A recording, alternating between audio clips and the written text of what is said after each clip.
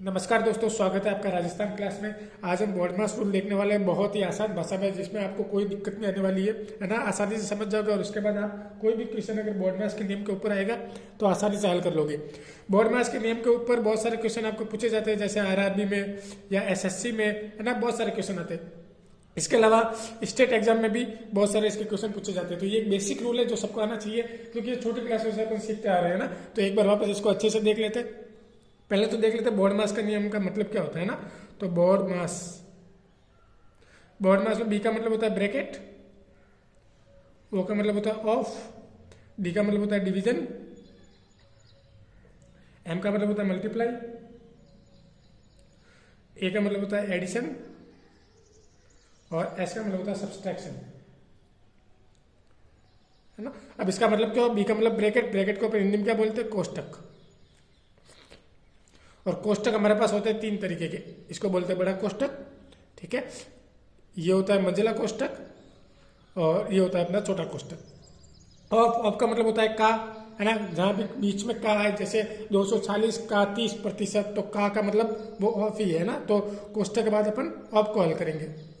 Division का मतलब होता है भाग, ठीक है। मल्टीप्लाई का मतलब होता है गुणा, एडिशन का मतलब प्लस और सब्सट्रैक्शन का मतलब माइनस। तो सबसे पहले कोष्टक हल होगा, उसके बाद ऑफ वाला जो भी कॉन्सेप्ट है वो हल होगा, उसके बाद भाग, उसके बाद गुणा, उसके बाद जोड़ और फिर बाकी हल होती है।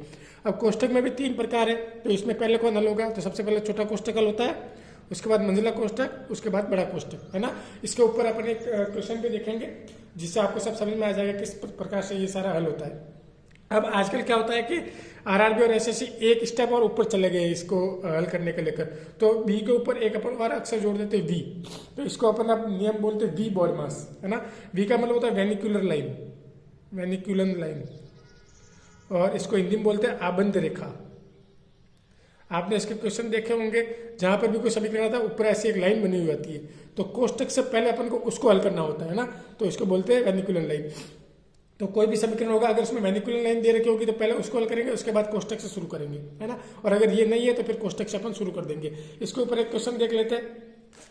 जैसे यहाँ पे हमारे पास एक क्वेश्चन है, बहुत ही सिंपल सा क्वेश्चन, जैसे 25 माइनस फिर 16 माइनस फिर एक मंजिला कोष्टक, फिर 14 माइनस 18 माइनस 8 प्लस 3, फिर छोटा कोष्टक बंद, फिर मंजिला कोष्टक बंद और फिर ये बड़ा कोष्टक बंद। अब इसको हल करना है।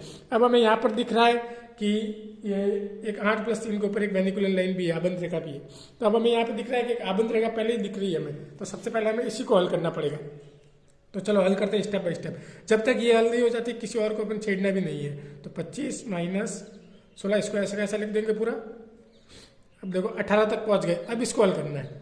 तो 8 और 3 जुड़ जाएगा तो कितना हो जाएगा, 11, क्योंकि सबसे पहले इसको हल कर रहे हैं, तो ये हो जाएगा 18 माइनस 11, फिर ये मंजिला कोष्टक, फिर ये बड़ा कोष्टक।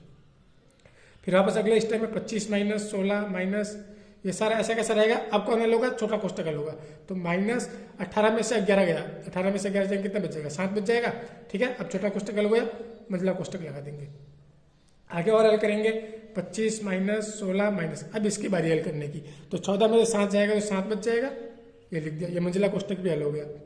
अगले स्टेप में 25 माइनस इसको हल कर देंगे, 16 में से 7 जाएगा, कितना बच जाएगा, ये बच जाएगा अपने पास 9, ठीक है।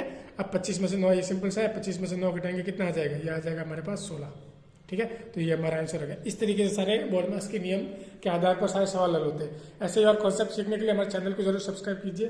धन्यवाद।